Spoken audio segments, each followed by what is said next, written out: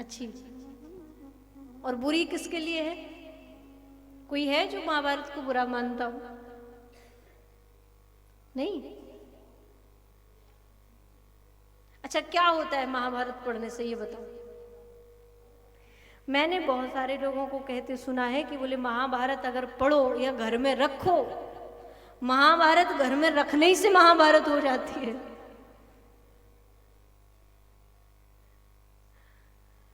वैसे ही बिना मतलब में पुराणों को बदनाम करके रखा है। कभी पढ़ो तो पता चले कि महाभारत मिटती है या महाभारत होती है महाभारत को पढ़ने से। अगर महाभारत लोग पढ़ना शुरू कर दें, महाभारत के सूत्रों को जीवन में उतारना शुरू कर दें, तो ये जी हर घरों में आजकल महाभारत होती रहती है ना, मेरी गारंटी है महाराज महाभारत होना बंद हो जाए। अब इसका मतलब ये नहीं है कि देखो कहीं भी आप देखो धर्म भी होता है अधर्म भी होता है, और हर युग में रहा है, सतयुग में रहा, त्रेता में रहा, द्वापर में रहा, कलयुग में तो भरपूर मात्रा में है। धर्म अधर्म दोनों रहते हैं, लेकिन समझदार व्यक्ति क्या करता है? समझदार क्या करता है? बोले छाछ छाछ छोड़ देता है, घी घी निकाल लेता है, सार सार चुन लेता है। और जो मूर्ख व्यक्ति होते हैं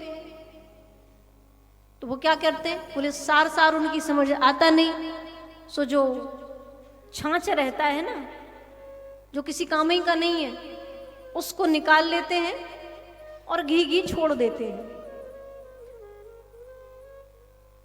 पुराणों से जो सार निकालता है वही इन पुराणों के तत्वों को समझ सकता है, और जो छाछ लेता है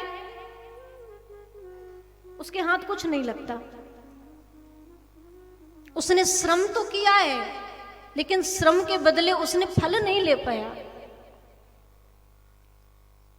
तो हमें क्या ग्रहण करना चाहिए? पुराणों से सार निकालना है, अच्छी बातें निकालनी है जो हमारे काम की हैं, जिनसे हमारा जीवन सदमार्ग पर चले, हम सदमार्गी बन पाए, हम सत्कर्मी बन पाए, हम परोपकारी बन पाए, हम भक्त बन पाए। हमें वो निकालना है, वो छांटना है। तो महाभारत में दोनों पक्ष हैं, धर्म भी है अधर्म भी है। तो हमें धर्म चुनना है। हम पुराणों को पढ़ें, अच्छी बातों को ग्रहण कर लें, और जो छोड़ने लायक है उसको छोड़ दें।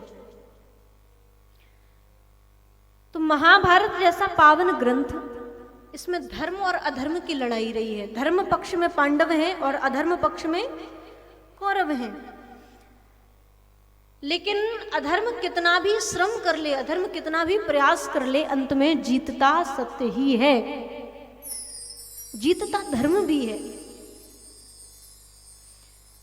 कौरवों ने सबसे अधिक संख्या थी कौरवों की, 100 थे, और कहां 5, 100 के साथ 5। संख्या महत्व नहीं रखती, आप कितनी संख्या में हो ये महत्व नहीं रखता, आप किस प्रकार खेलते हो वो महत्व रखता है। आपके तरीके क्या है? अच्छा, कौरवों के पास सेना बहुत थी, संख्या बहुत थी, लेकिन तरीका नहीं था। और अंत में धर्म को नकार दिया, धर्म का अपमान किया, धर्म को छोड़ दिया, और धर्म को छोड़ने पर, धर्म का अपमान करने पर अंत में हार हुई, पराजय हुई।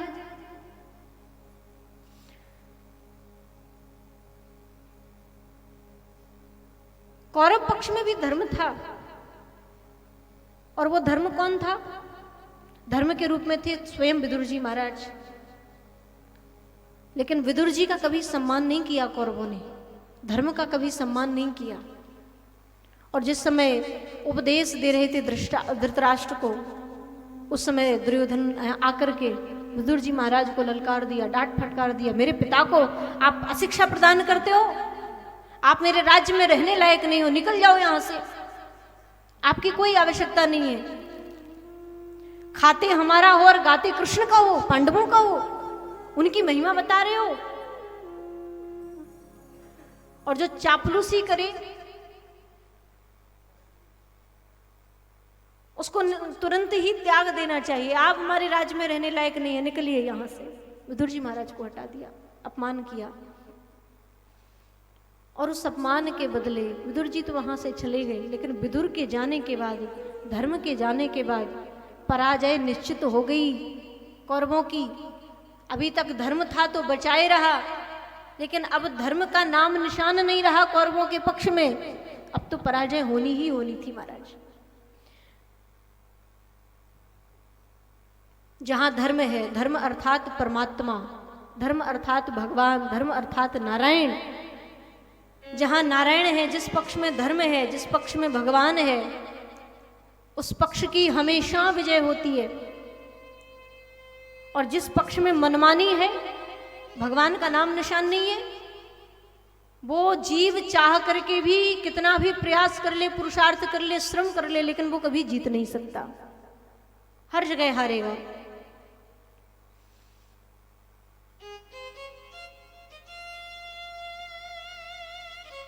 कौरव हारे, कौरवों को मार दिया गया, दुर्योधन बचा था। दुर्योधन की भीम ने गदा से जंघा तोड़ दी।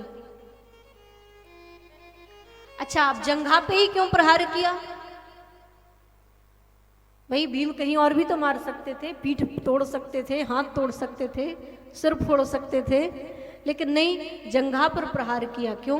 क्योंकि दुर्योधन ने एक बार द्रौपदी को कहा था कि द्रौपदी मैं तुझे अपनी जंघाओं पर बिठाऊंगा, आ मेरी गोदी में बैठ। और परस्त्री के लिए इस प्रकार अपमानजनक शब्द जो कहता है,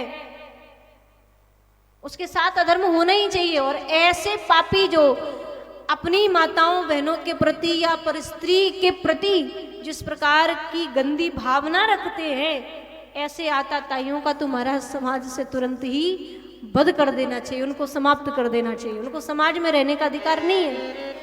अगर ऐसे लोग समाज में रहेंगे तो पता नहीं कितने माँ बहनों का अपमान करेंगे, कितनी बहन बेटियों का अपमान किया जाएगा। उस समय भगवान ने भी नहीं रोका भीम को।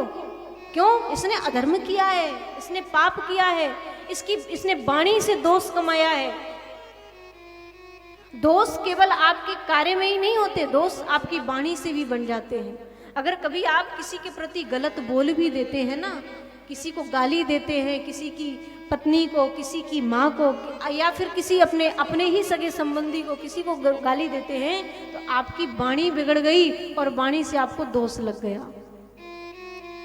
दोष लगा और दोष का फल आपको भुगतना ही पड़ेगा। किसी को गाली देना, अपमान करना भी अधर्म है, ध्यान देना। पहले हमारी समाज में गालियां नहीं होती थी, माना लड़ाई झगड़े होते थे, लेकिन गालियां नहीं देते थे परस्पर एक दूसरे को। पर जब से ये राक्षस विधर्मी हमारे देश में आए ना, तब से पता नहीं क्या क्या दे करके चले गए, और लोगों ने उनका बड़ी प्रसन्नता से उनका अनुसरण कर लिया।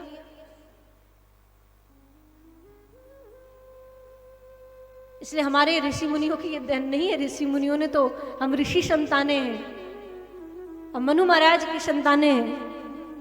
और ऐसे होकर के अगर हम लड़ाई झगड़ा करें, ऋषियों की संतान बन करके हम अगर लड़ाई झगड़े करें, गाली गलौज करें, मारपीट करें, उल्टा सीधा खान पीन करें, तो हम ऋषियों की संतानें नहीं कहे जाएंगे, फिर तो हम राक्षसों की संतानें हैं। अगर इस प्रकार के अपने कर्म हमने बिगाड़ लिए, ऋषियों की संतान हो तो ऋषियों की संतानों के भांति रहो, पुराणों का पठन पाठन करो, रामायण का पाठ करो, भागवत पढ़ो, शिव महापुराण पढ़ो, गरुड़ पुराण पढ़ो, आदि आदि पुराणों का अध्ययन करो, नाम जपो, पूजा पाठ करो, मंदिर जाओ, संस्कार अपने जीवन में धारण करो, गुरुजनों को, बड़ों को, बुजुर्गों को प्रणाम करो, सम्मान करो। ये हमारे आचरण होने चाहिए। और अगर इनको त्याग करके हम व्यर्थ के आचरण अनुसरण करते हैं, तो फिर हम मनु पुत्र नहीं है, मनु संतान नहीं, हम ऋषि संतान नहीं है, हम दैत्य संतान बन गए हैं। भाई लड़ना झगड़ना मारपीट करना ये सब किसका काम है? ये दैत्यों का काम है, राक्षसों का काम है।